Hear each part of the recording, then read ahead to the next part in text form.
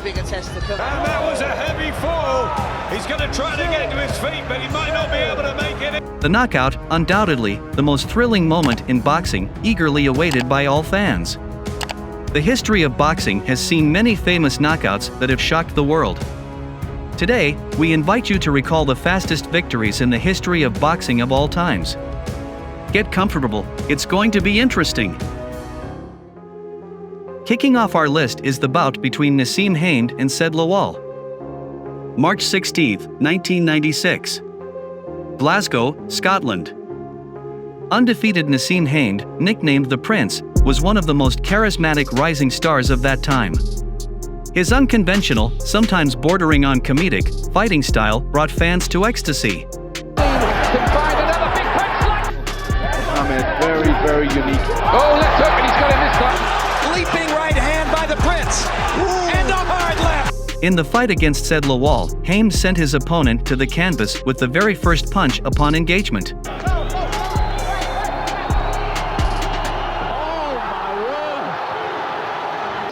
There's the first knockdown. The very first punch of the fight. It's surprised himself there. Maybe that was just a punch he threw. He stepped in with the boot. Out it comes, wide punch, bang, perfectly on the chin, and it's all over. The referee. Finishing him off afterward was a matter of technique. Without recovering from the initial knockdown, the Nigerian found himself on the mat for the second time shortly after taking an uppercut and couldn't get up before the referee's count. This fight is not finished in the first round, it's because Nat doesn't want to yet. It's all over. All over.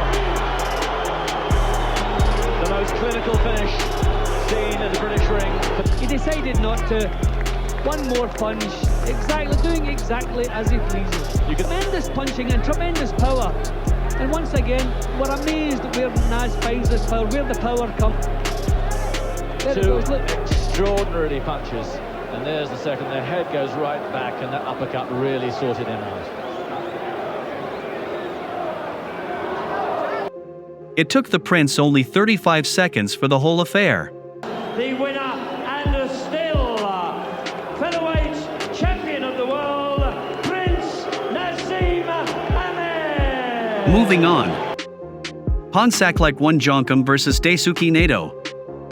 April 19, 2002, one of Thailand's finest representatives in professional boxing throughout its history, Pongsaklek Wonjongkam, defended his WBC championship title in the flyweight division for the fourth time. He was up against the undefeated Japanese warrior of that time, Daisuke Naito. During their sports career, the fighters will meet 4 times. 2 victories will be won by Wonjongkam and one by Naito. And also one day the fighters will bring the fight to a draw. 試合続行。場内は大歓声に包まれます。内藤にはしかし時間があまり残っていないかもしれません。さあ、レフェリーに止められる。今、ストップ。上げたのはこちら。そして WBC のね、いいですよ出だし。内藤がを聞いてもセコンド陣が止血。右、もう一回右。挑戦で見事世界チャンピオンに輝く絶対王者ポンサクレック・ウォンジョンカム。内藤選手はこのままチャンピオンこのままもう攻撃と防御が一体となったこの戦い方。はい、右。挑戦者がもう戦い方で言ってもらいたいですね。そしてポンサクレックはどうでしょうか。ポンサクレックはもう顔つきでもうここは打つしかないでしょうね。目いっぱい。内藤大輔に2ポイントを待ってジャッジ。そして1人が。In the April 2002 bout, the Japanese fighter aggressively pushed forward, threatening his opponent with rapid combinations and gesturing for a counter exchange. And here's what happened.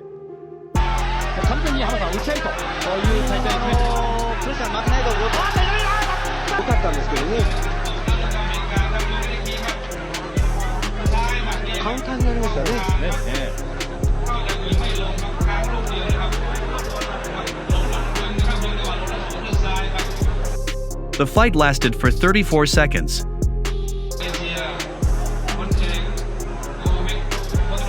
Bernard Hopkins vs. Steve Frank. At the 8th spot of our ranking is a fight that lasted for 24 seconds.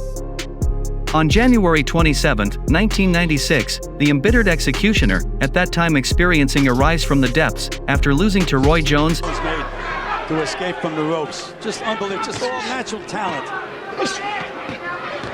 Hopkins fighting back in the middle of the ring. Jones. And a draw with Segundo Mercado was doubly dangerous.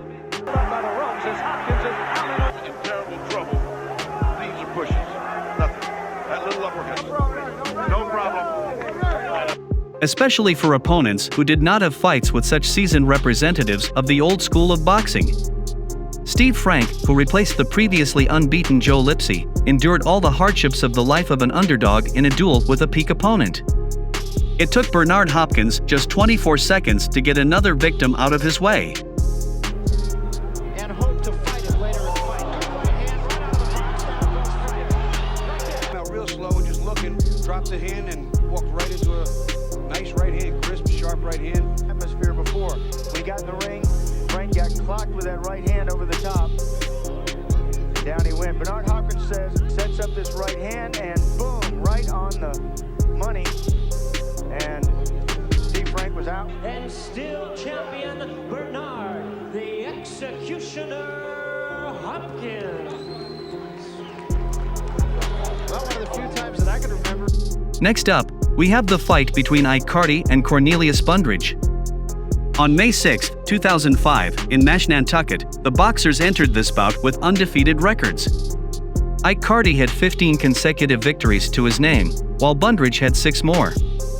Everything that unfolded in the ring requires no further description, it simply needs to be witnessed. 3 knockdowns, after 3 delivered blows within 22 seconds of the fight, resulted in one of the fastest and most memorable victories in the history of professional boxing.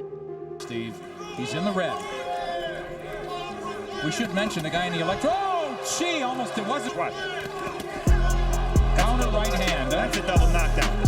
They both jumped up so fast, Flaherty did not rule a knockdown for either guy, maybe because he wasn't sure who to rule. No knockdown, I don't understand. Did not rule a knockdown, I don't know why. It's all elementary because Bundridge never recovered from that first knockdown. I'll tell you, that is the play of the weekend, and we've only started the weekend. Your winner by technical knockout from Brooklyn, New York, Interestingly, despite losing this fight, Bundridge would redeem himself 6 years later, securing a unanimous decision victory in their rematch. Chris Eubank vs. Reginaldo dos Santos. September 22, 1990, London. The duration of the battle is only 20 seconds. At that time, the fiery British prospect Chris Eubank engaged in a warm-up fight against Brazilian Reginaldo dos Santos. The story goes that just 2 weeks prior, Eubank had successfully defended his WBC International Middleweight Championship belt and was gearing up to challenge for the full WBO title held by Nigel Benn. Perhaps, instead of sparring sessions, Eubank and his team opted for a match against an overseas guest. The fight from the series, When It Is Better Not to Blink, fully justified itself. 2 defining blows, body shot followed by a headshot, sealed the bout. Presenting in the red corner with the blue and maroon shorts from Brazil, Ronaldo dos Santos. And his opponent, ladies and gentlemen, in the blue corner with the white shorts, unbeaten in 23 contests from Brighton, Chris Eubank. Almost as if to say, what gives you the right to get in the ring with me? Fades out of the ring, struts out of his corner.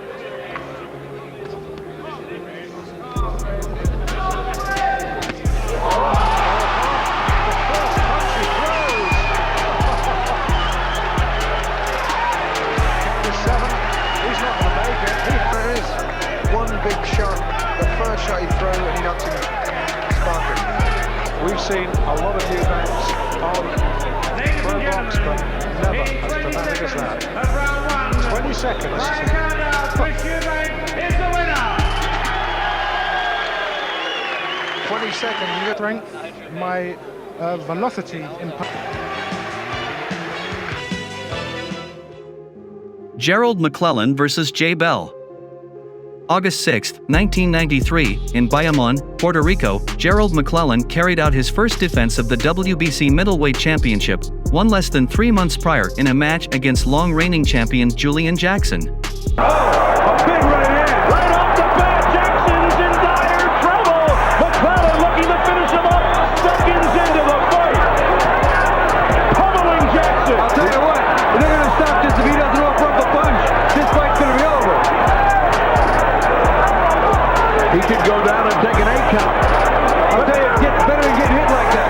Relentless attack by McClellan, and finally Floppy, because Jackson can punch. And down goes Jackson for the second time. Jackson's hurt. He wants to unload that bomb. Good digs a good shot to the body. Watch this shot on top of the head. He hit him. He faced fellow countryman Jay Bell, who was challenging for a championship title for the first time. The challenger aggressively went forward from the opening seconds, delivering powerful and wide-ranging punches. McClellan seized the opportunity. After another series of missed punches, the champion closed the distance and unleashed a combination to the body and head. A powerful left to the liver ended the contest. The fight concluded at the 20-second mark. At the time of its conclusion, this was the fastest knockout in title fights. The record would be surpassed a year later by Jimenez in a bout against Geyer. Keep your eyes on McClellan's hands there. Yeah. He goes over and a hook under. There it was. Yeah. It was a tremendous view, too, because you can see where he's slipping in, boom, right underneath. Perfect, right in the solar plexus, a very, very vulnerable spot. Isn't enough to convince you, then we all ought to pack up and go home, because he just got a beautifully, perfectly placed. Here comes the hook right under there. Actually, that looked to be slightly under the rib cage as opposed to... Anywhere in that general direction is where that plexus of nerves are, and that will put you on the canvas to stay. Daniel Jimenez versus Harold Geyer. At the fourth spot is a bout that ended in 17 seconds. On September 3, 1994, WBO world champion in the junior featherweight division, Puerto Rican Daniel Jimenez, was defending his title for the third time. This time, he traveled to face the previously unbeaten Harold Geyer from Austria. However, neither home advantage nor a perfect record of 20 wins and no losses saved the Austrian from one of the fastest defeats in the history of professional boxing in title matches under one of the major versions. Jimenez nennt sie auch gerne die Cobra.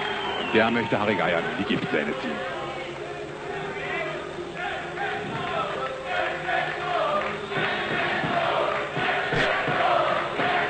Und da ein Niederschlag, direkt ein harter Treffer an. Und oh, das sieht ganz schlecht aus. Harry Geyer, er kommt nicht mehr auf die Beine. Ich glaube, der Kampf ist aus. Er fällt wieder um, der Kampf ist vorbei. Entsetzen bei dem Publikum, es macht sich breit. Einige halten sich die Hände vor sich und sehen hier eine krachende Rechte an den Kinnwinkel von Harry Geyer. Er schüttelt ihn richtig durch dieser Schule. Bei diesem Weltmeisterschaftskampf um den Titel im Super World Boxing Organization. Und Jimenez, wie man auch immer sagen mag, er hat gezeigt, dass er wirklich ein Weltklassemann ist, dass er sich so schnell seinen Titel nicht abknöpfen lassen möchte. Harry Geyer, er kann es nicht fassen, er ist schon wieder ganz klar, Gott sei Dank. Und da wird der Gürtel gerade 21-jährigen Österreicher, der sich so hart auf diesen Kampf vorbereitet. Taking the bronze is the fight of Jimmy Thunder Peau against Crawford Grimsley, which took place on March 18, 1997, in Flint, USA. New Zealand heavyweight Jimmy Peau, nicknamed Thunder, sought redemption after his previous loss to John Ruiz. Similar to Wilder before the fight with Brazil, he emphasized that his victory would be quick and punishing for his opponent.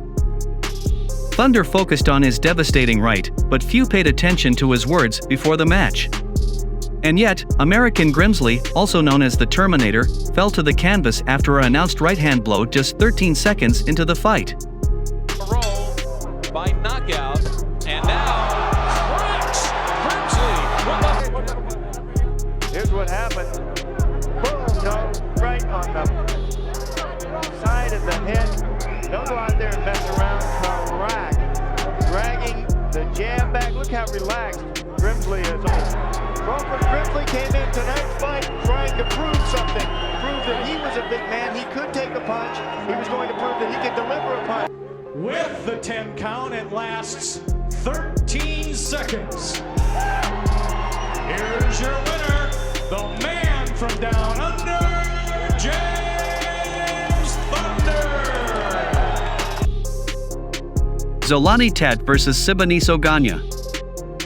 In second place, we have one of the quickest and heaviest knockouts in the history of professional boxing, which occurred in November 2017 in a match where South African Zolani Tete defended his WBO world title in the junior bantamweight division against fellow countryman Sibaniso Ganya. To secure a victory, Tete skillfully concealed a short right in his first attack, landing it squarely on his opponent's chin. Ganya went down like a felled tree, and it took him a substantial amount of time to recover. Only 11 seconds had passed since the opening bell. Here's the fight as it happened, and down he went. Yeah, as they come together, let's have a look at it. Just a right hook around the guard, isn't it? There it was. Whipped that shot in. It's the fight as it happened, and down he went. Yeah, as they come together, let's have a look at it. Just a right hook around the guard, isn't it? There it was. Whipped that shot in. There you go. Ganya looked like he was trying to land his own.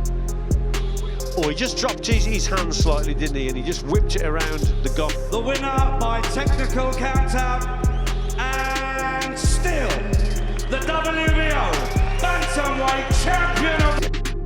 And the gold goes to the fight that took place on March 16, 1996, in Long Beach, USA, between Jeremy Williams and Arthur Weathers. At the time of the fight, Jeremy Williams had a streak of 9 consecutive early victories. Weathers claimed at pre-fight press conferences that he would not be Williams' 10th victim under any circumstances. He even stated that if he were to lose, it would be by decision. Reality turned out quite differently. Williams unleashed a series of power shots to the body and followed up with an uppercut, which extinguished Weathers' lights, marking one of the fastest victories in boxing history, 10 seconds.